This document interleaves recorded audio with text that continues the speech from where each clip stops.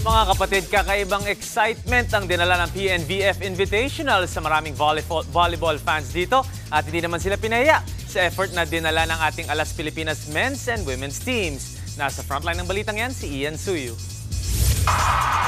Todo hiyawan at sigawan ang fans sa bawat palo ng bola sa pagitan ng Alas Pilipinas at Osaka Bluton sa PNVF Invitationals sa PhilSports Arena kahapon. Gigil na makabawi ang mga Pinoy hitter kontra sa Japanese squad matapos matalo noong Sabado. Yun nga lang, agad nakakuha ng momentum ang Osaka sa pangunguna ni Japanese Olympian Yuji Nishida para makuha ang first set 25-17. Dito na nahirapang makaporma ang mga Pinoy spikers sa lakas ng opensa ng Osaka. Tuloy-tuloy na ang magandang run ng Japanese team hanggang sa makuha ang dalawa pang set 25-10 at 25-21. Pinangunahan ni Nishida ang Bluton matapos magtala ng 12 points. Ikinatuwa ng Japanese Olympian ang challenging daw na laban.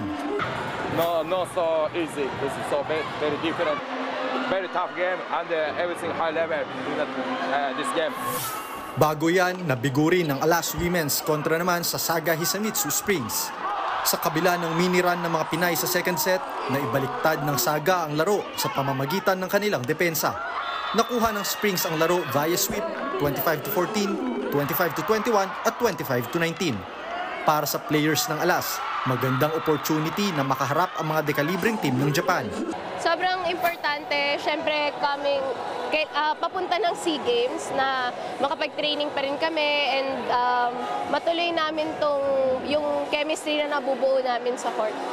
Hopefully makalaro pa kami sa iba-ibang mga teams na malakas para more experience pa and learnings.